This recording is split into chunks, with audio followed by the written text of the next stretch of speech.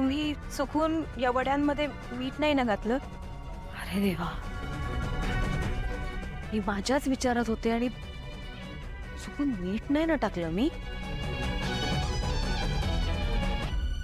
थांब थांब थांब, मी खाऊन बघतो.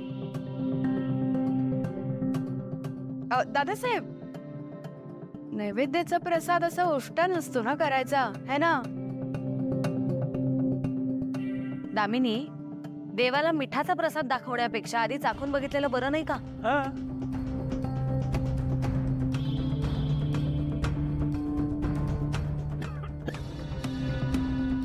साखर अजिबातच नाहीये. खूप खारट झाले वडी अगं. आता काय करायचं?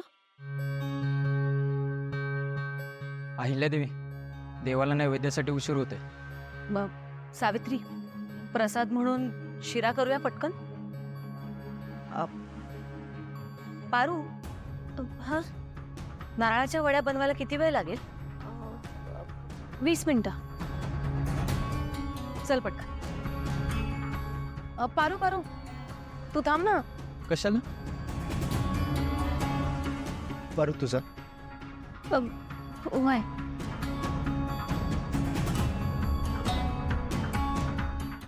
पारू, तुला माहितीये आजपर्यंत किर्लोस्करांच्या घरातून प्रसाद जायला कधीही उशीर नव्हता झाला. आणि आज सुद्धा तुझ्यामुळेच ह्या वड्या वेळेत तयार झाल्या. थँक्यू. देवी आई, ते बाहेर वाट बघत असतील, तुम्ही घेऊन जा ना पड्डीशी.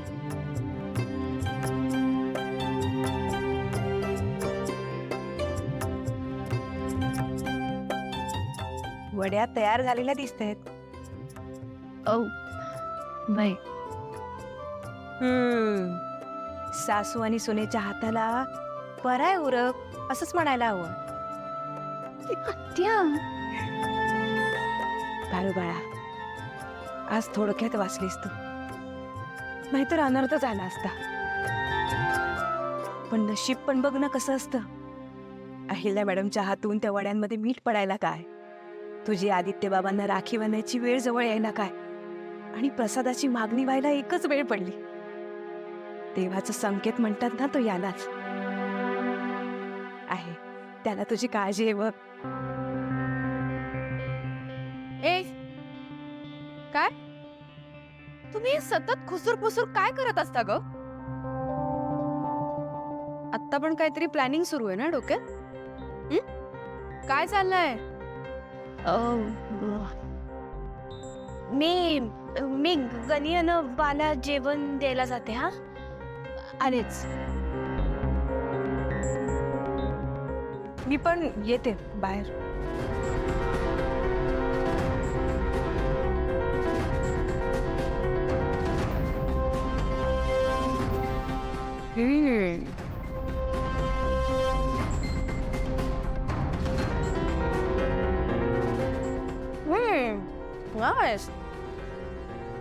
बघितलं, आता दरारा केवढा आहे या घरात. सगळे घाबरतात मला. काय म्हणतात? दामिनी किर्लोस्कर.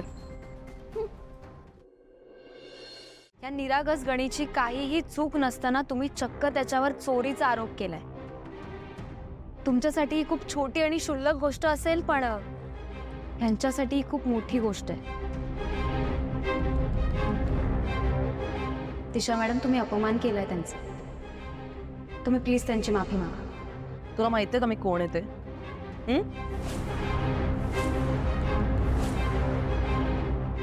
मी या भिकारड्यांची माफी मागावी इतकी त्यांची लायकी तरी आहे का? आणि एक मिनिट, मला यांची माफी मागायला लावणारी तू कोण आहेस? दिशा मॅडम, माफी मागा. प्रिया मॅडम, जाऊ द्या ना त्यांना. काय मालक काही जरी म्हटले ना तरी आम्हा नोकरांना आमची पायरी सोडून नाही चालत. आमचा काही राग नाहीये त्यांच्यावर. कळलं? चोपेट.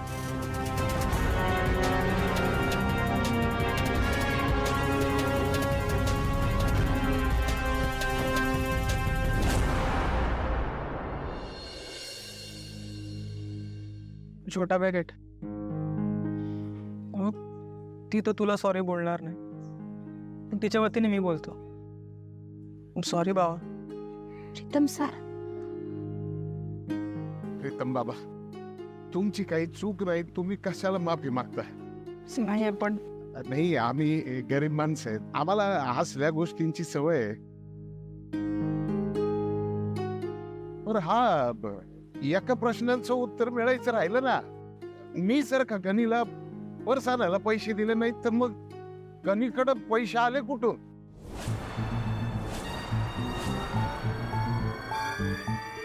हे गणी, मला खरं सांग, तू पैसे आणले कुठून?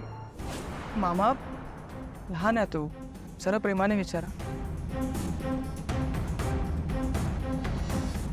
गणी, मला आता तरी सांग ना, कुठून आणलेस ते पैसे? तायडे, त्या दिवशी बाजारात तुला ही पर्स आवडली होती, पण ती खूप महाग होती आणि आपल्याकडे तेवढे पैसे बी नव्हते.